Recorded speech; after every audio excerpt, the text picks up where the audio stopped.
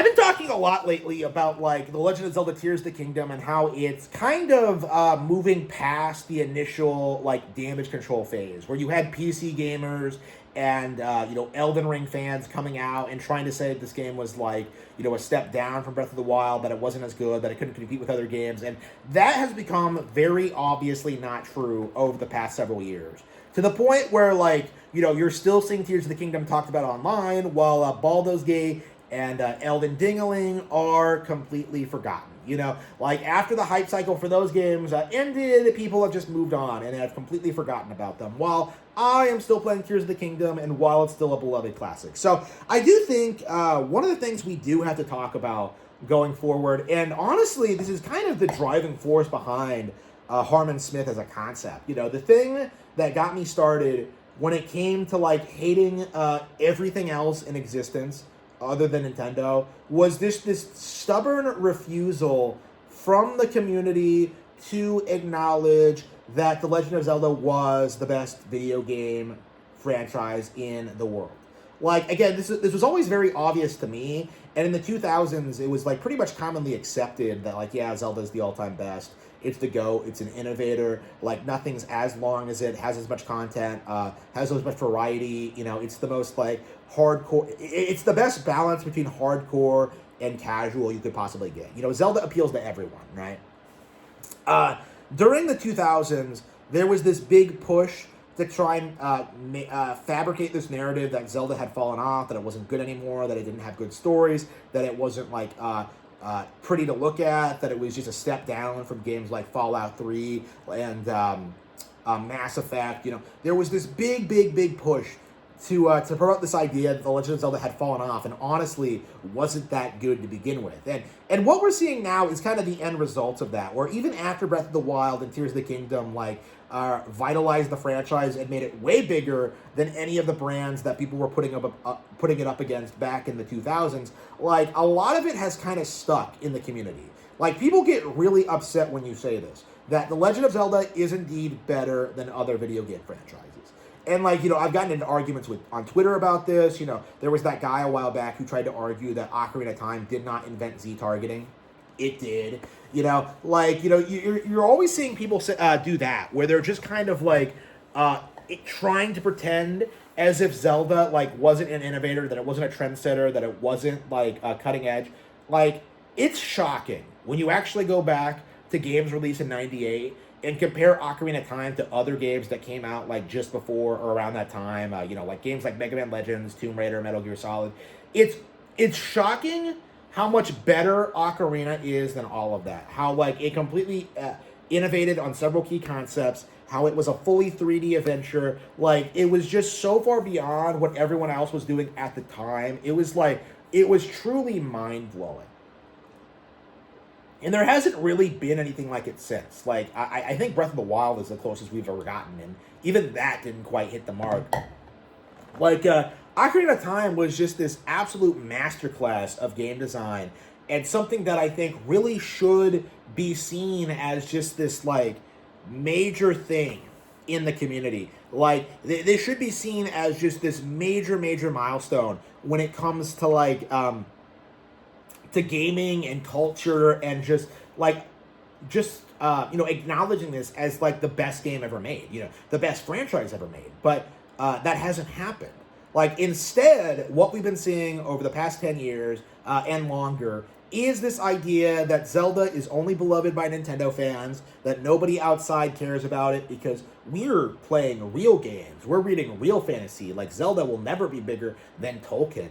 It'll never be bigger than D&D. And never mind that Zelda's, like, bigger and better than, like, both of those things already, like, even before the movie comes out. But, like, just the simple, like, dismissal of it. Like, the dismissal of this game that these people aren't familiar with, that they haven't played, that they know nothing about, that they're not invested in. Like, in order to just promote this idea that, like, oh yeah, why would I play Zelda when I could just play D&D? Like, it's pathetic. Like, it's sad. It's embarrassing, and it absolutely does need to stop. Okay, I am sick and tired of, like, this coming up, every time I try to talk about how great Zelda is and how wonderful it is and how it's the best video game franchise ever, like, well, why would I want to play a video game, though? Like, when I could read a book, like, they're completely different things. Like, what do you mean? Like, why would I read it? Like, why would I choose to play a game instead of a book? Because the game is fun? Because it's good? Like, what are you talking about, bro? Like, I'm a published author and I still love video games. Like, what are you talking about?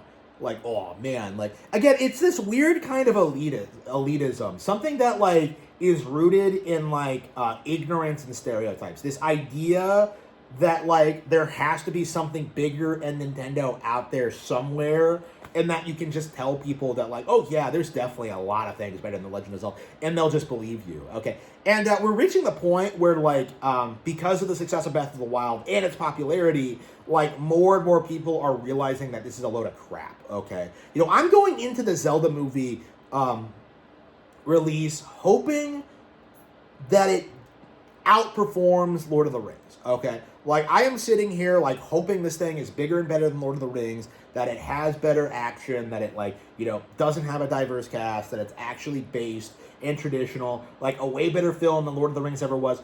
I'm hoping that happens just so we can move past this notion, because I am so tired of this.